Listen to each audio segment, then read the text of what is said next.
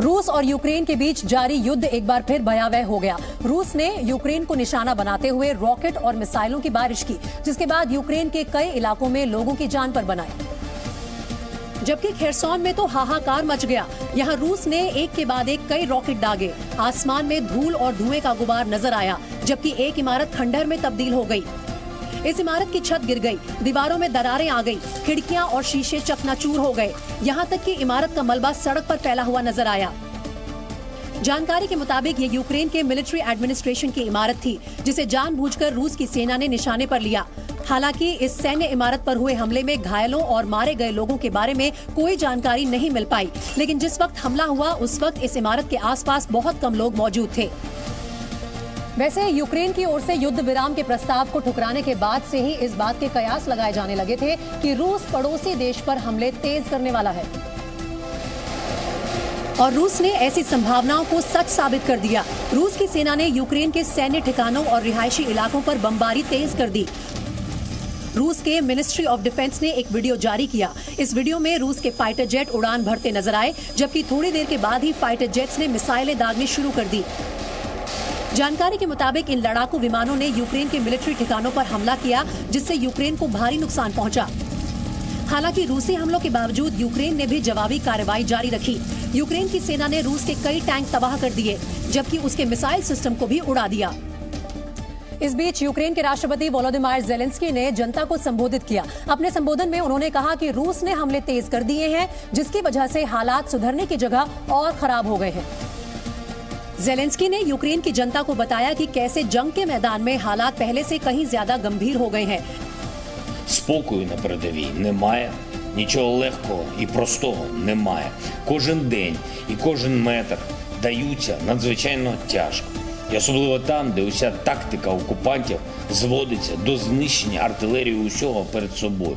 इस दौरान Volodymyr Zelensky ने ये भी बताया कि रूस की कैद से कुछ सैनिक आजाद होकर आए हैं, लेकिन उन सैनिकों की हालत अच्छी नहीं है।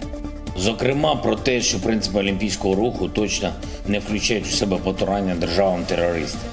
Будь-які ідеї, як повернути російських представників на міжнародні змагання. जबकि यूक्रेन ने दावा किया है कि रूस ने उसके 7 कमांड पोस्ट तबाह कर दिए हैं। हमले में उसके सैकड़ों सैनिकों की मौत हुई है। वहीं रूस के राष्ट्रपति व्लादिमीर पुतिन बहुत जल्द अंडरग्राउंड होने वाले हैं। सालाना प्रेस कॉन्फ्रेंस रद्द करने के बाद से ही इस बात के कयास लगाए जा रहे थे कि वो कुछ बड़ा करने वाले हैं, लेकिन अब जाकर पता चला कि वो यूक्रेन के खिलाफ नई युद्ध नीति बनाने के साथ अपनी जान बचाने के लिए अंडरग्राउंड हो जाएंगे। एक अंग्रेजी अखबार की रिपोर्ट के मुताबिक पुतिन और उनका परिवार यूराल पहाड़ों में स्थित किसी बंकर में आइसोलेशन के लिए जाएगा। दरअसल रूस में इन दिनों फ्लू ने लोगों को बीमार करना शुरू कर दिया है। पुतिन के करीबी अधिकारी भी फ्लू की वजह से संक्रमण का शिकार हो गए हैं। ऐसे में पुतिन को फ्लू की चपेट में आने से बचाने के लिए उन्हें आइसोलेशन में रखा जाएगा। सर्दी शुरू होते ही कोविड-19 के बढ़ते संक्रमण के अलावा रूस इस समय फ्लू और स्वाइन फ्लू के बड़े हमले से जूझ रहा है। लोग तेजी से बीमार पड़ रहे हैं। भारत के साथ सीमा विवाद भड़काने में जुटे चीन में कोरोना की नई लहर से एक बार फिर हालात विस्फोटक हो गए हैं। हुबे प्रांत में तो हालात इतने खराब हो चुके हैं कि अब अस्पतालों में भी मरीजों के लिए जगह नहीं है और लोग अपनी गाड़ियों में इलाज करवाने के लिए मजबूर हैं। वहां से सामने आई तस्वीरों में कई लोग अस्पताल की पार्किंग में खड़ी गाड़ियों में इलाज करवाते नजर आए। इन गाड़ियों की छतों पर ड्रिप लटकी दिखाई दी। पार्किंग में ऐसी कई गाड़ियां खड़ी दिखी जिनकी छतों पर ड्रिप लटकाने का इंतजाम कर कार के अंदर मौजूद मरीजों का इलाज किया जा रहा था। बताया गया कि कोरोना वायरस के नए वेरिएंट की वजह से वहां मरीजों की संख्या तेजी से बढ़ रही है, जिसकी वजह से जगह जगह ऐसे ही हालात नजर आ रहे हैं। चीन में कोरोना की शुरुआत के बाद से पहली बार ऐसा है जब राजधानी बीजिंग में भी हालात बुरी तरह बिगड़ गए। सामने आई तस्वीरों में वहां सड़कों पर सन्नाटा पसरा नजर आया, जबकि बाजार और दफ्तर भी खाली दिखाई दिए। चीन में आज भी जीरो कोविड पॉलिसी लागू है, लेकिन इसके बावजूद वो कोरोना के नए मामले रोकने में पूरी तरह नाकाम दिख रहा है। दुनिया के सबसे अमीर लोगों की लिस्ट में बड़ा फेरबदल हुआ जब एलॉन मस्क का ताज छिन गया। ब्लूमबर्ग और फोर्ब्स दोनों के बिलियनियर इंडेक्स में ट्विटर के नए बॉस मस्क पहले नंबर पर नहीं रहे और उन्हें एक पायदान नीचे कर फ्रांस के अरबपति बर्नार्ड अर्नोल्ट दुनिया के सबसे अमीर शख्स बन गए, जो लग्जरी फैशन इंडस्ट्री के गॉडफादर कहे जाते हैं। अर्नोल्ट लग्जरी आइटम बनाने वाले सबसे बड़े फैशन ग्रुप LVMH के फाउंडर, चेयरमैन और CEO हैं। ब्लूमबर्ग के मुताबिक बर्नार्ड अर्नोल्ट की नेट वर्थ बढ़कर 171 अरब डॉलर यानी 14.12 लाख करोड़ रुपए हो गई, जबकि मस्क की नेट वर्थ लाख करोड़ रुपए हो गई, जबकि मस्क की नेट वर्थ घटकर 164 अरब यानी 13.5 लाख करोड़ रुपए रह गई, जिसकी वजह मस्क की कंपनी टेस्ला के शेयरों का लगातार टूटना है। इस बीच अमीरों की लिस्ट में दूसरे नंबर पर आते ही मस्क ने टेस्ला के करीब 29,000 करोड़ के शेयर बेच दिए। वाराणसी में कुछ वकीलों ने एक युवक की जमकर पिटाई की। वाराणसी के सिविल कोर्ट के वकीलों ने पुलिस स्टेशन पहुंचकर एक युवक की बेरहमी से पिटाई की। जानकारी के मुताबिक पुरानी रंजिश के चलते वकीलों ने गुट बनाकर युवक की पिटाई की। MP के खरगोन में बच्चों से भरी स्कूल अनियंत्रित होकर सड़क किनारे पलट गई। घटना के बाद ग्रामीणों की मदद से बच्चों को बस से बाहर निकाला गया। हादसे में 10 बच्चों को मामूली चोटें आईं।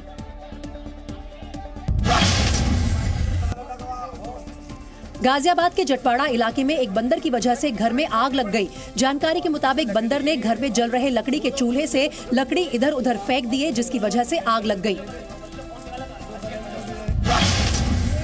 नोएडा की पुलिस कमिश्नर लक्ष्मी सिंह का आज रौद्र रूप देखने को मिला। लक्ष्मी सिंह ने फोन पर बात करते हुए ही एक SHO को सस्पेंड कर दिया है। इस पूरी कार्रवाई का एक वीडियो सोशल मीडिया पर वायरल हो रहा है। फीफा वर्ल्ड कप के सेमीफाइनल में जीत के बाद फ्रांस में जश्न चल रहा था कि तभी मोरक्को और फ्रांस के जो समर्थक हैं वो आपस में भिड़ गए।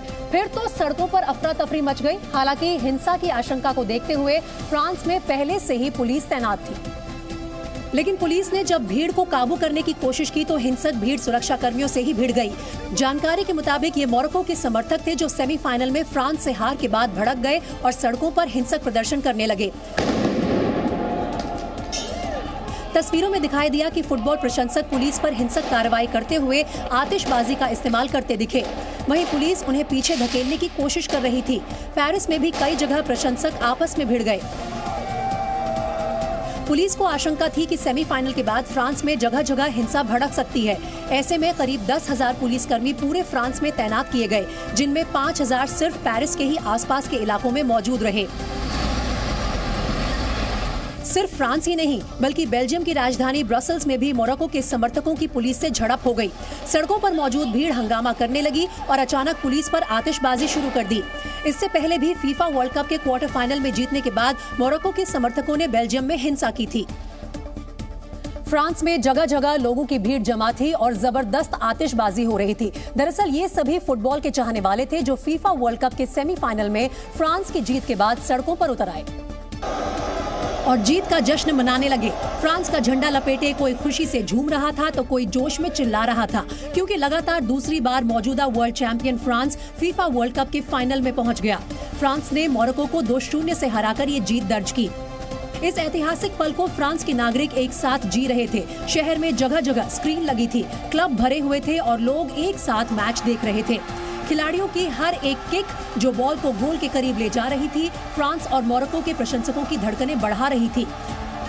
और फिर फाइनल विसल बजी, स्कोर 2-0 पर थम गया और हर तरफ शोर गूंज उठा। आसमान में आतिशबाजी दिख रही थी और सड़कों पर फुटबॉल के चाहने वाले झूम रहे थे और फ्रांस की जीत पर गर्व से भरे हुए थे।